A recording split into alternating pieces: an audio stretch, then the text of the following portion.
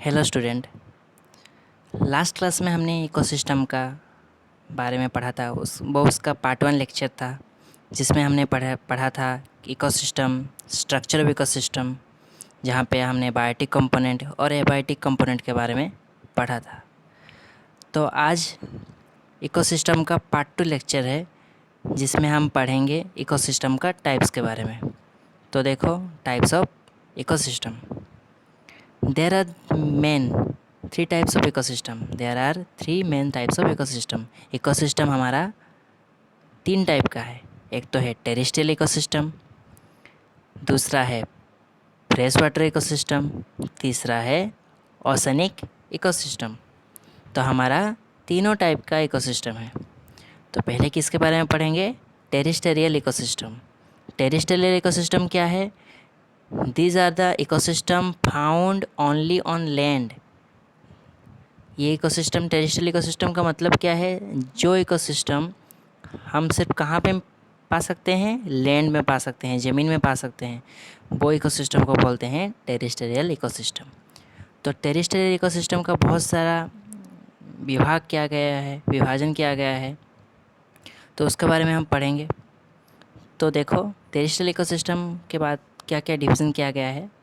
पहला आता है फॉरेस्ट इकोसिस्टम, दूसरा आता है ग्रासलैंड इकोसिस्टम, तीसरा आता है डेजर्ट इकोसिस्टम, चौथा आता है माउंटेन इकोसिस्टम।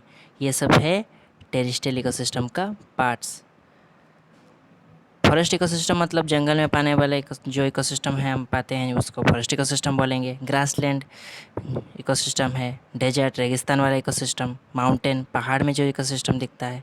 तो बहुत सारे इकोसिस्टम हैं। ये सब क्या है? ज़मीन पे पाया जाता है, फाउंड ओनली ऑन लैंड। उसके बाद आ गया fresh water ecosystem. Fresh water ecosystem can be divide into कितना टाइप में? 3 टाइप में, लैंटिक, लोटिक एंड वेटलैंड्स। तीनों टाइप में डिवाइड किया गया है।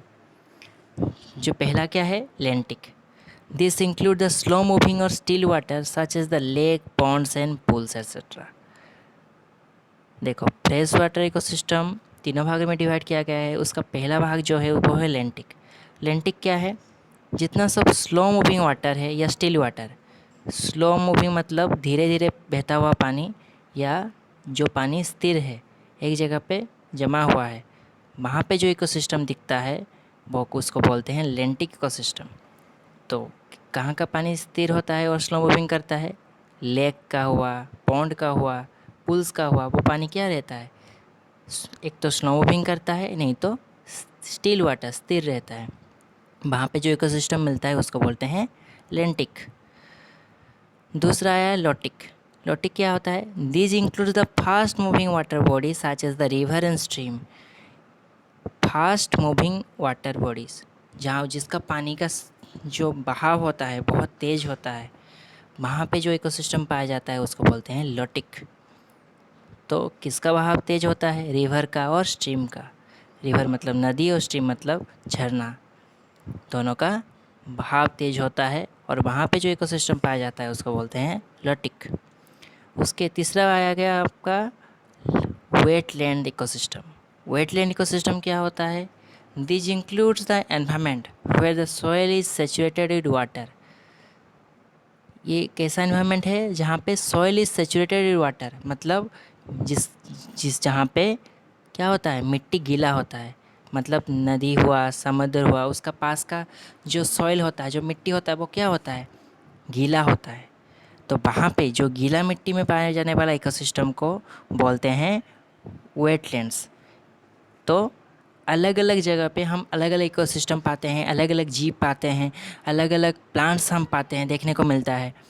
तो फास्ट जो हम अगर देखेंगे लैंटिक में, जहाँ पे स्लो मूविंग वाटर बॉडी, वहाँ पे हमको अलग इकोसिस्टम मिलेगा, अलग प्लांट्स एंड एनिमल मिलेगा।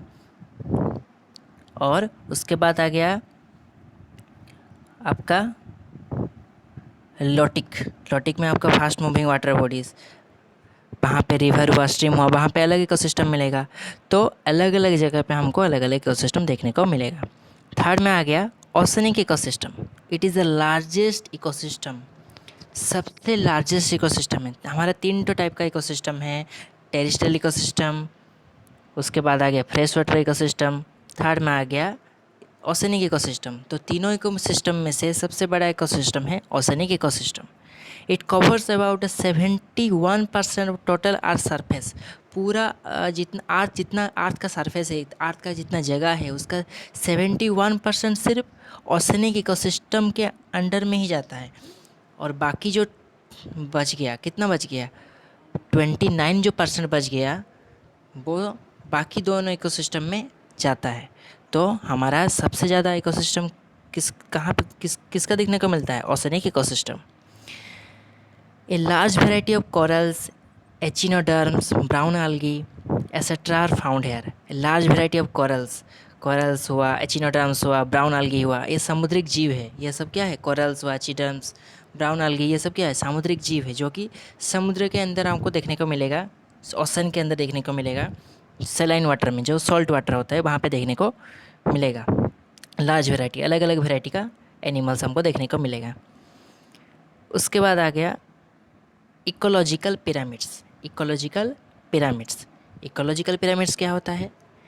An ecological pyramid is the graphical representation of relationship between the different organism. अलग अलग जीवों के बीच में, अलग अलग ऑर्गेनिज्म के बीच में जो रिलेशन होता है, जो रिश्ता होता है, उसको हम अगर ग्राफिकल रिप्रेजेंटेशन करें, मतलब उसको हम चित्र के माध्यम से अगर हम उसको रिप्रेजेंट करें, दर्शाएंगे, तो उसको बोलते हैं इकोलॉजिकल पिरामिड।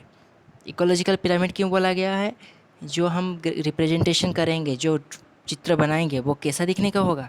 पिरामिड की टाइप का दिखने का होगा, पिरामिड टाइप का, मतलब ट्रायंगल शेप का होगा।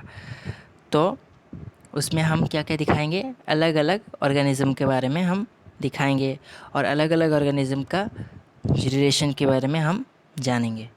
तो different types of ecological pyramids includes pyramids of number, pyramids of biomass and pyramid of productivity. तो पिरामिड अलग अलग टाइप का होता है। पिरामिड में हम क्या जानते हैं? इकोलॉजिकल पिरामिड में हम अलग अलग ऑर्गेनिज्म के का जो रिलेशनशिप हो, उस रिलेशनशिप है उसके बारे में पढ़ेंगे। तो जो रिलेशनशिप है वो नंबर को लेके भी हो सकता है, बायोमास मतलब मास को लेके भी हो सकता है, एंड पिरामिड ऑफ प्रोडक्टिविटी को लेके भी हो सकता है। तो पिरामिड ऑफ नंबर क्या है? This represent the number of organism in each trophic level irrespective of their size के अनुसार, ऑर्गेनिज्म के साइज के अनुसार अलग अलग जो ट्रॉपिक लेवल्स होता है, पिरामिड में अलग अलग स्तर होता है, अलग अलग स्तर में अलग अलग ट्रॉपिक लेवल में अलग अलग ऑर्गेनिज्म सब रहते हैं। तो नंबर को लेके, साइज को लेके, नंबर्स को लेके, कितना नंबर का कितना नंबर ऑफ ऑर्गेनिज्म है, कितना साइज है, उसको लेके हम अगर पिरामिड ड्रॉ करेंगे, पिरामिड अंकन करेंगे, उसको बोलेंगे पिरामिड ऑफ नंबर्स। उसके बाद pyramid of biomass, this represent the total mass of organism at each trophic level. Her trophic level में जो पिरामिड होगा, इसका हर ट्रॉपिक लेवल में हम क्या करेंगे? मास को लेके, मतलब ऑर्गेनिज्म का कितना मास है, मास को लेके हम अगर उसका पिरामिड का अंकन करेंगे, मास को देख के, अगर नंबर को देख के हम पिरामिड बनाएंगे उसको बोलते हैं पिरामिड ऑफ नंबर्स। मास को देख के अगर हम पिरामिड बनाएंगे उसको बोलेंगे पिरामिड ऑफ मास। उसके बाद pyramid of productivity, this is the total number of energy present in each trophic level and the total energy lost between the each trophic level. यहाँ पे हम क्या जानते हैं? एनर्जी को लेके,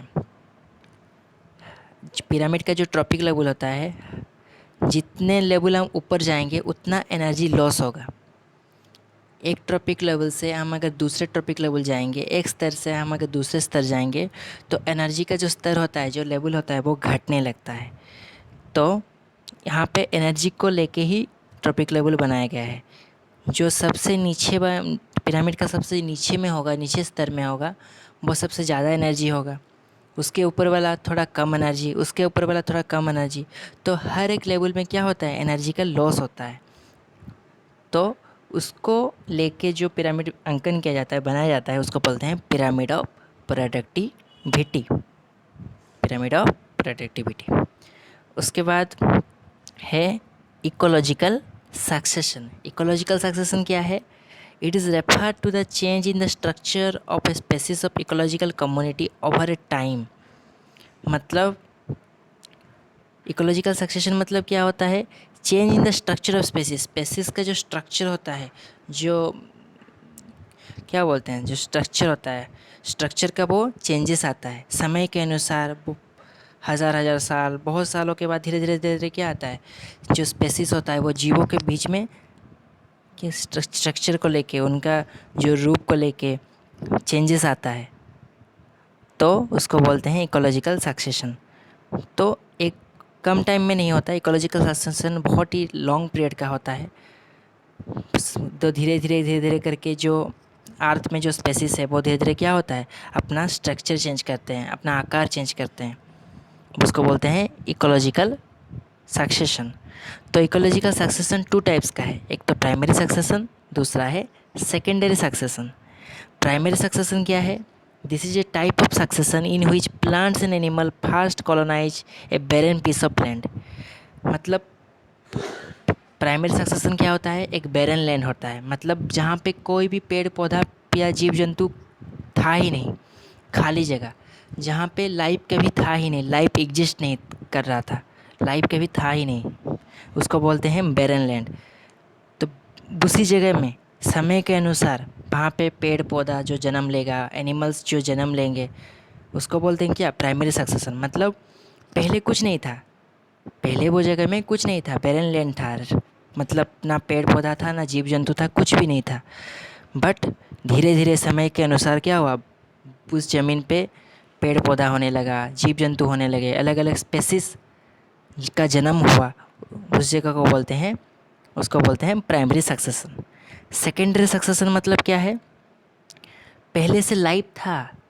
सेकेंडरी सक्सेशन में मतलब क्या है, पहले से एक जगह पे लाइफ था, किंतु क्या हुआ, कुछ कारण के वजह से क्या हुआ, कुछ रीज़न की वजह से, कुछ कारण की वजह से वहाँ पे लाइफ ख़त्म हो गया, और फिर से बहुत सालों के बाद धीरे धीरे करके वहाँ पे लाइफ फिर से शुरू हुआ, उसको बोलेंगे सेकेंडरी सक्सेशन।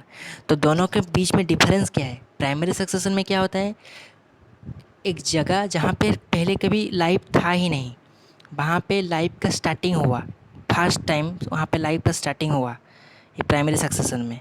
और सेकेंडरी सक्सेशन में मतलब क्या है, एक जगह पे पहले से लाइफ था, बट कुछ कारण है तो वहाँ पे लाइफ ख़त्म हो गया था, फिर से लाइफ शुरू हुआ, उसको बोलते हैं सेकेंडरी सक्सेशन।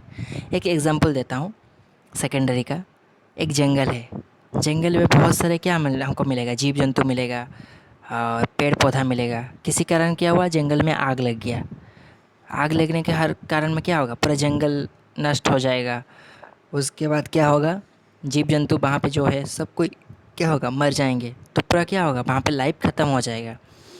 फिर कुछ साल बाद फिर से वहाँ पे अगर लाइफ शुरू होगा, तो उसको बोलेंगे प्राइमरी सक्सेशन नहीं बोलेंगे, उसको सेकेंडरी सक्सेशन बोलेंगे, क्योंकि पहले से वहाँ जंगल था, पहले से वहाँ एनिमल्स रहते थे, पहले से वहाँ पे लाइफ था, बट किसी कारण में वहाँ पे लाइफ ख़त्म हो गया, फिर से लाइफ वहाँ पे शुरू हो रहा है उस जंगल में, फिर से जंगल बन रहा है, फिर से पेड़ पौधा जन्म ले रहे हैं, एनिमल्स रहना शुरू कर दिए, उसको बोलेंगे सेकेंडरी सक्सेशन। अगर वहाँ पे लाइफ पहले से नहीं होता, जंगल नहीं होता, लाइफ पहले से नहीं होता, और फर्स्ट टाइम लाइफ अगर शुरू हो रहा है, उसको बोलेंगे प्राइमरी सक्सेशन। तो ये है डिफरेंस। तो आज की क्लास में इतना ही पढ़ेंगे, नेक्स्ट क्लास में इकोसिस्टम का और भी कुछ है पार्ट्स है, जहाँ पे हम एनर्जी लेवल के बारे में पढ़ेंगे, एक वन एनर्जी लेवल से दूसरे एनर्जी लेवल में जाने के लिए क्या क्या चेंजेस आता है। उसके बाद ये जो आप फूड वेव है, फूड चेन है, और इकोलॉजी से रिलेटेड बहुत सारे टर्म्स है, उसके बारे में हम पढ़ेंगे नेक्स्ट क्लास में।